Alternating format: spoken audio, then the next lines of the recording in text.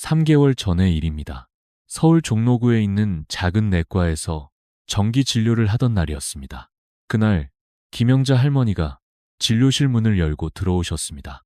83세 나이였지만 항상 단정했고 표정도 온화한 분이었습니다.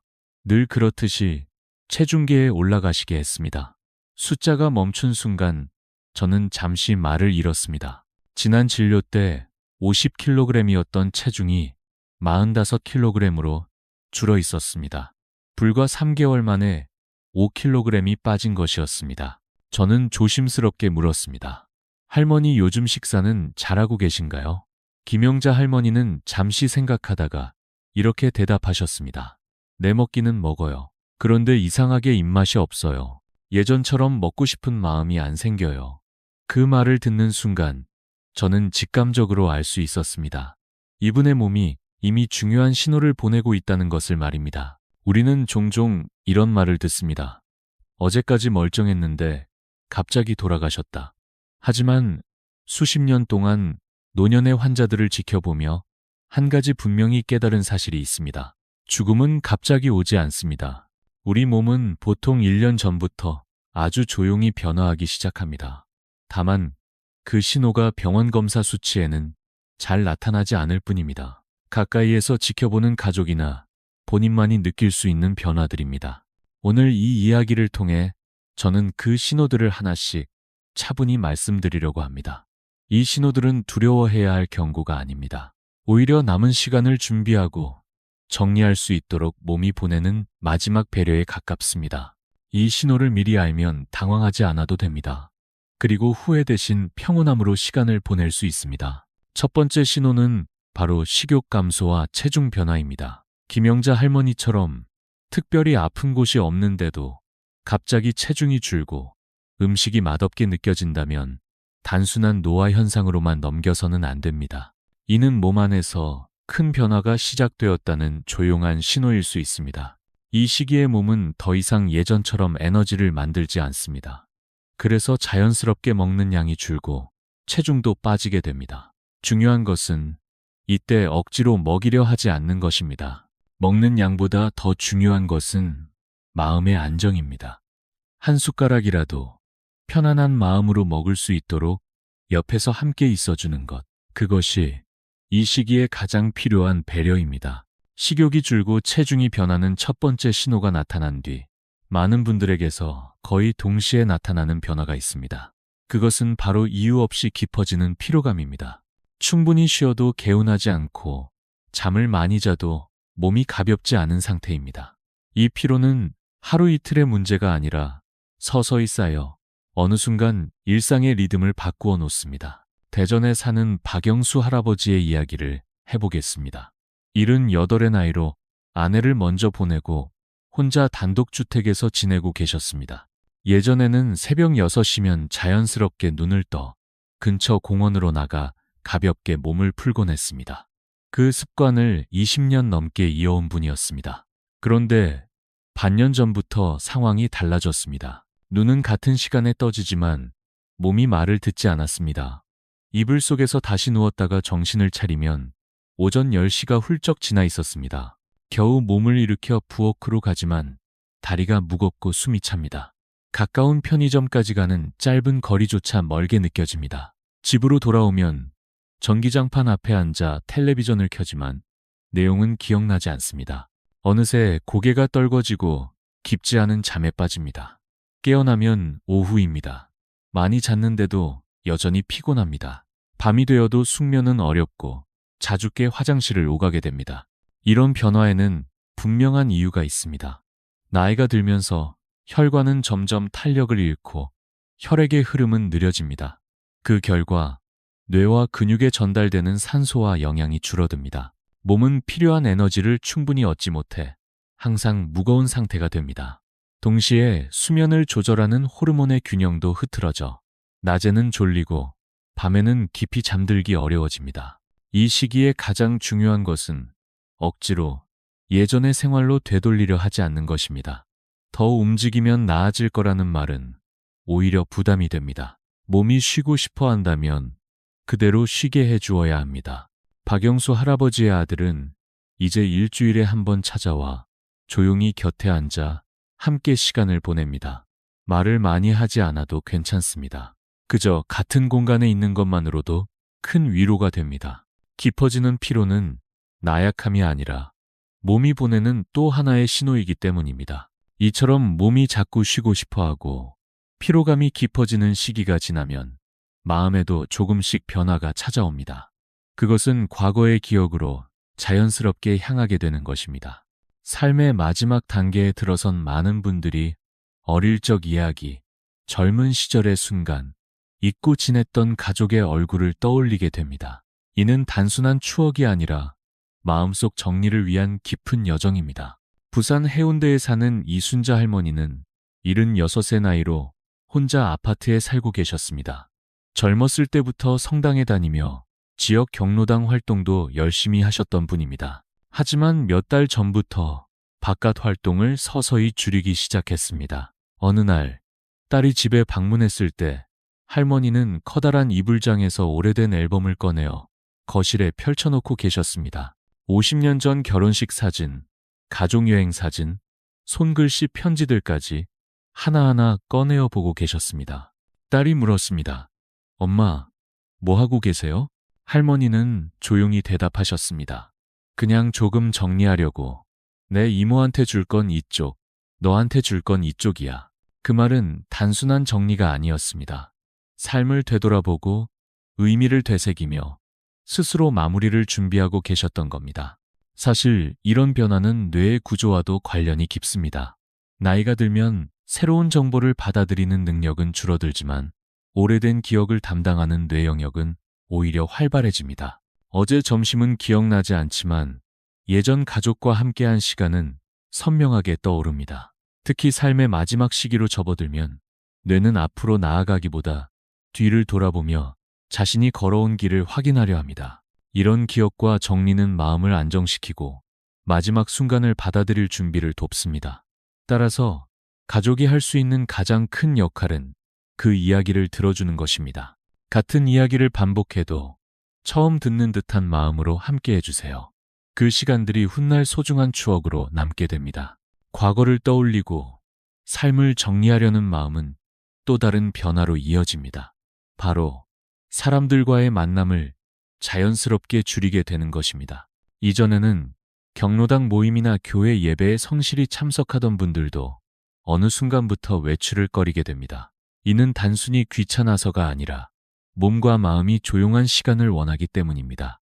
이순자 할머니도 예외는 아니었습니다. 매주 참석하던 성당 모임에 나가지 않기 시작했고 전화를 걸어오는 친구들에게도 오늘은 조금 바빠서 다음에 보자 라며 조심스럽게 거절했습니다. 머리를 감고 단장하고 버스를 타고 이동하는 그 모든 과정이 이전보다 훨씬 피로하게 느껴졌기 때문입니다. 사람들과 어울리는 일이 즐겁기보다 힘든 일이 되어버린 것입니다. 사람을 만난다는 것은 단순한 대화 이상입니다. 외모를 정돈하고 미소를 짓고 적절한 대답을 해야 하며 상황에 맞게 반응해야 합니다. 이 모든 과정은 생각보다 많은 에너지를 소모합니다. 특히 생의 마지막에 가까워질수록 우리의 뇌는 외부와의 소통보다는 내면의 평화를 더 중요하게 여깁니다. 자연스럽게 관심은 밖이 아니라 안으로 향하게 됩니다. 가족들은 이런 변화를 보고 왜 갑자기 사람을 피하지? 우울한 건 아닐까? 하고 걱정할 수 있습니다. 하지만 이 시기의 고요함은 외로움이 아니라 준비의 과정입니다. 더 이상 새로운 인간관계를 맺기보다는 익숙한 공간에서 조용히 머물며 마음을 다스리는 시간이 필요한 것입니다. 가장 좋은 방법은 억지로 외출을 권하지 않는 것입니다. 대신 집안에서 따뜻한 햇살이 드는 창가에 의자를 두고 좋아하는 음악과 따뜻한 차를 함께 두어 편안한 공간을 만들어주세요. 무엇보다 중요한 것은 한 번에 많은 사람이 찾아가는 것이 아니라 한두 명이 짧은 시간 조용히 곁에 있어주는 것입니다. 그 조용한 동행이 이 시기에 가장 큰 위로가 됩니다. 이렇게 몸과 마음이 조용히 안으로 향하고 사람들과의 거리도 점차 멀어질 때 우리에게 필요한 것은 더 이상 치료나 회복이 아니라 준비입니다. 그 준비는 단지 감정적인 것만이 아닙니다. 법적으로도 제도적으로도 우리가 할 수 있는 준비가 분명히 존재합니다. 그 중에서도 가장 먼저 떠올려야 할 것이 바로 사전연명의료 의향서입니다. 사전연명의료 의향서는 말 그대로 환자가 스스로 삶의 마지막 순간에 어떤 의료 행위를 받을 것인지 미리 결정해 기록해 두는 문서입니다. 한국에서는 보건복지부가 공식적으로 인정한 제도로서 누구나만 19세 이상이면 작성할 수 있으며 가까운 등록기관이나 인터넷을 통해 무료로 신청 가능합니다. 왜 이 문서가 중요할까요?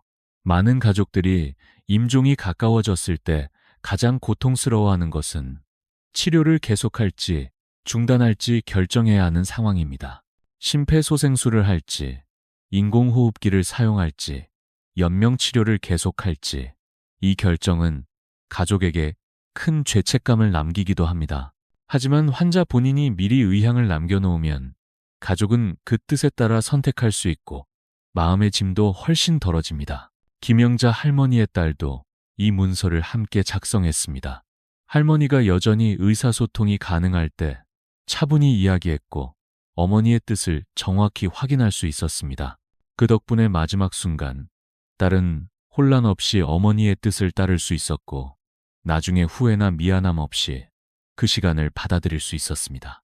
사전 연명의료 의향서는 단순한 문서가 아닙니다. 사랑하는 사람과의 마지막을 후회 없이 보내기 위한 마음의 준비이며 가족에게 남길 수 있는 가장 조용하고 깊은 배려입니다. 아직 건강할 때 미리 준비해 두는 것, 그것이야말로 우리가 할 수 있는 첫 번째 용기입니다. 사전 연명의료 의향서를 통해 의료적 준비를 마쳤다면 그 다음으로 중요한 것은 바로 일상에서의 실질적인 돌봄입니다. 그 중에서도 많은 분들이 오해하고 있는 부분이 바로 호스피스입니다. 아직도 일부는 호스피스를 죽음을 기다리는 공간으로 생각하지만 실제로는 전혀 다릅니다. 호스피스는 마지막 시간을 편안하고 존엄하게 보낼 수 있도록 도와주는 전문적인 의료 서비스입니다. 특히 요즘은 병원에 입원하지 않고 집에서 받을 수 있는 가정형 호스피스가 많이 확산되고 있습니다. 건강보험이 적용되기 때문에 비용 부담도 크지 않으며 전문 간호사와 의료진이 정기적으로 방문해 통증 조절과 필요한 의학적 지원을 제공합니다. 김영자 할머니 역시 사전연명 의료 의향서를 작성한 이후 집에서 가정형 호스피스 서비스를 이용하기 시작했습니다. 딸은 직장과 병간호를 병행해야 했지만 정기적으로 방문하는 간호사의 도움으로 심리적 부담을 덜 수 있었습니다.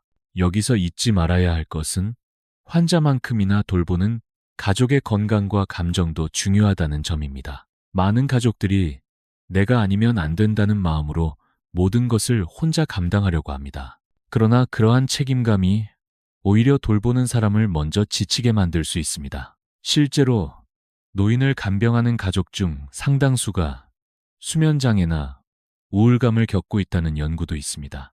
그러므로 가족은 혼자서 모든 걸 하려 하지 말고 방문 요양사나 지역복지센터의 도움을 받아야 합니다. 때로는 짧은 산책, 친구와의 차 한 잔, 혼자만의 시간을 갖는 것만으로도 감정의 균형을 되찾을 수 있습니다. 김영자 할머니의 딸 역시 처음에는 혼자 모든 것을 하려 했지만 이웃과 친척, 지역 간호사의 도움을 받으면서 비로소 여유를 찾을 수 있었습니다. 그 여유가 결국 더 깊은 사랑으로 이어졌습니다. 돌봄은 희생이 아니라 함께 나누는 과정입니다. 서로의 무게를 나누며 지치지 않고 마지막까지 평온함을 지켜주는 것, 그것이 진정한 가족의 모습일지도 모릅니다.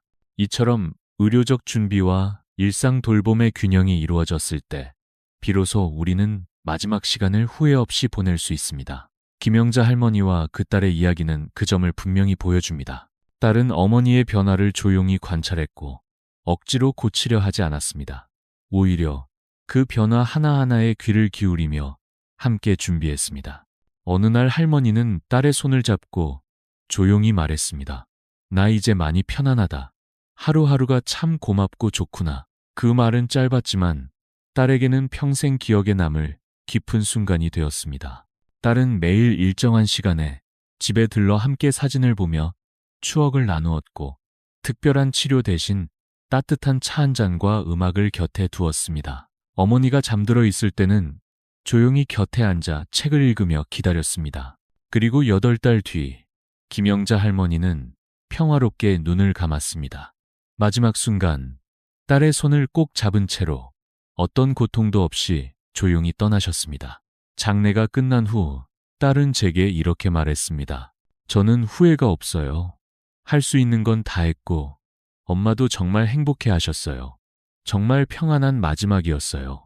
이 이야기를 들려드리는 이유는 단 하나입니다. 여러분의 가족도, 여러분 자신도 언젠가는 이런 시간을 마주하게 됩니다. 그 순간이 두렵지 않도록 미리 준비할 수 있다면 더없이 따뜻한 이별이 될 수 있습니다. 몸이 보내는 신호를 무시하지 말고 그 신호를 통해 삶을 정리하고 감사를 나눌 수 있다면 그 이별은 눈물보다 사랑이 더 많은 시간이 될 것입니다. 우리는 모두 언젠가는 이 길을 걸어갑니다. 그렇기에 준비한다는 것은 죽음을 받아들이는 것이 아니라 삶을 존중하는 방식입니다. 사랑하는 사람의 손을 마지막까지 놓지 않기 위해 지금 이 순간부터 조용히 준비해 보세요. 그것이 우리가 서로에게 줄 수 있는 마지막 선물일지도 모릅니다.